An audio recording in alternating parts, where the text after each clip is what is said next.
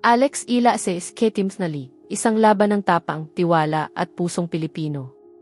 Sa isang laban na puno ng pressure, momentum swings, at matinding emosyon, muling ipinakita ni Alex Ila kung bakit siya kabilang sa mga pinakakapanapanabik na manlalaro sa women's tennis ngayon.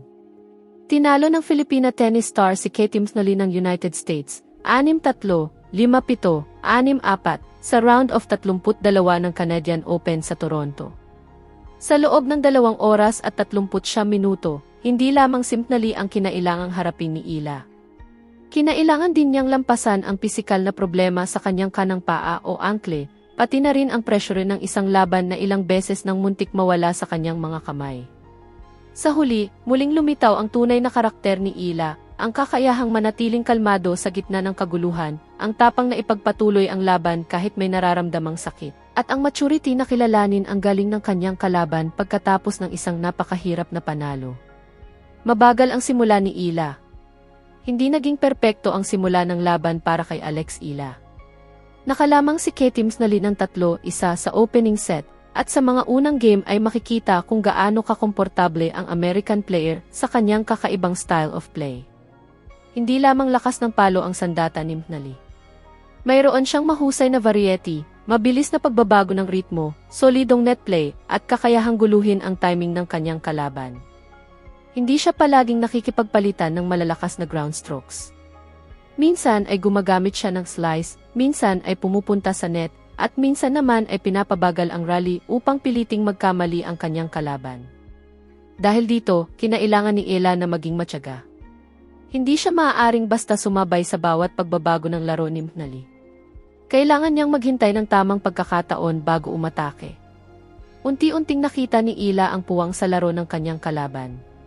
Mas naging agresibo siya sa mga returns, lalo na sa second serve ni Mnali. Mas pinahaba rin niya ang rallies upang mapilitan ang American na gumawa ng mahihirap na desisyon. Mula sa 1-3, nanalo si Ila ng 5 sunod na games upang kunin ang unang set, 6-3. Mahalaga ang comeback na iyon dahil ipinakita nito na hindi kailangang mauna ni Ila mula sa simula upang makontrol ang laban. Kapag nakuha na niya ang kanyang kill, nagiging mas malinaw ang kanyang shot selection. Mas nagiging malalim ang kanyang mga palo, mas nagiging agresibo ang kanyang forehand, at mas nagiging mahirap basahin kung saan niya dadalhin ang bola. Ang unang set ay hindi lamang tungkol sa scoreline. Isa rin itong patunay ng kanyang composure at kakayahang mag-adjust habang nagpapatuloy ang laban. Pisikal na hamon sa second set. Sa ikalawang set, tila nasa kamay na ni Ila ang momentum. Umabante siya ng 3-2 at mukhang handa nang ipagpatuloy ang kanyang kontrol sa match. Ngunit sa isang rally, nakaranas siya ng problema sa kanyang kanang paa o ankle matapos ang isang awkward landing.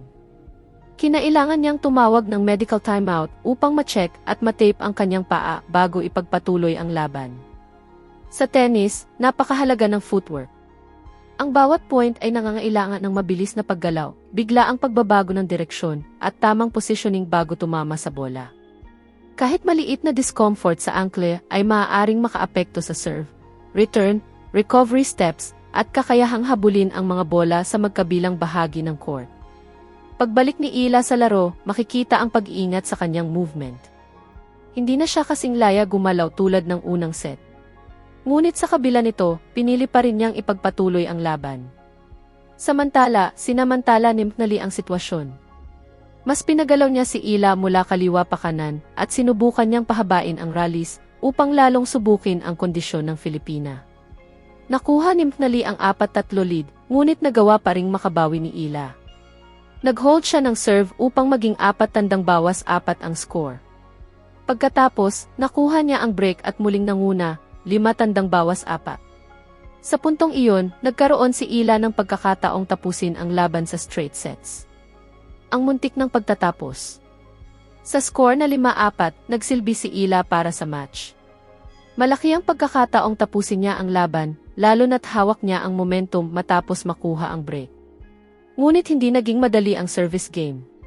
Mabilis na nakalamang si Mnali ng 4-0, at kahit nagkaroon pa ng pagkakataon si Ila na makabawi, hindi niya napigilan ang pagbalik ng kanyang kalaban. Nagkaroon ng ilang error si Ila, at nakuha ni Mnali ang game upang maging 5-5 ang score. Mula roon, lalo pang tumaas ang confidence ng American player. Sa halip na ma-pressure, naging mas agresibo si Mtnali. Samantala, tila naging mas mahirap para kay Ila na panatilihin ang kanyang movement dahil sa iniindang problema sa paa. Nakuha ni Mtnali ang susunod na games at tuluyang kinuha ang second set, 7-5. Kung scoreline lamang ang titingnan, maaaring isipin na nawala ang kontrol ni Ila sa laban. Ngunit mas malalim ang kwento. Naglalaro siya habang may physical discomfort at kinailangan niyang harapin ang pressure ng pagsisilbi para sa match. Para kay Mtnali, malaking bagay ang panalo sa second set.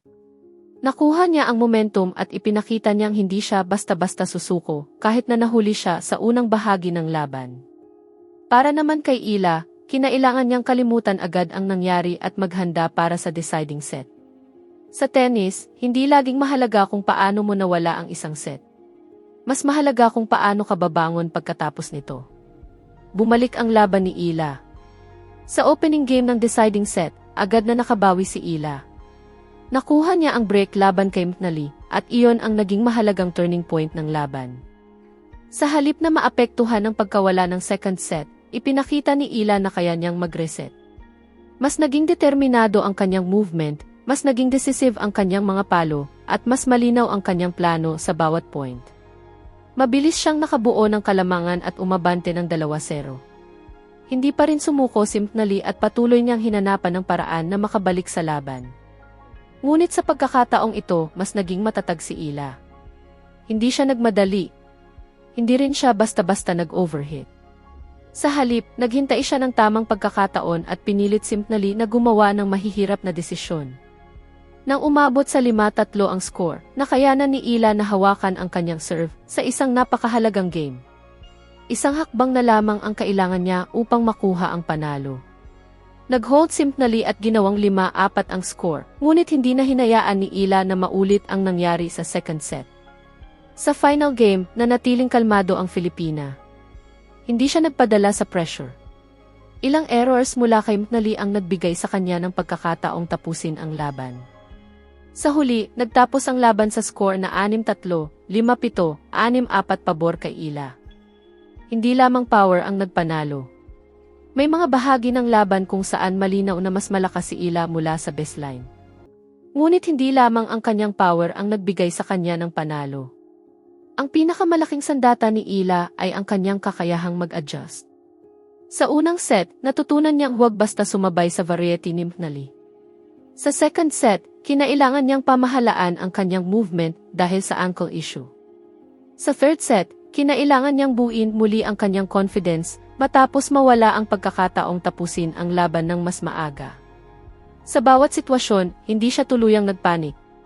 Iyan ang malaking kaibahan ng isang promising player at ng isang manlalarong handang humarap sa malalaking laban. Hindi sapat ang mahusay na strokes. Kailangan ding marunong mag-isip, mag-adjust, at manatiling emotionally stable kapag hindi na pabor sa iyo ang mga pangyayari. At iyon mismo ang ipinakita ni Alex Ila sa Toronto. Ang emosyonal na court interview.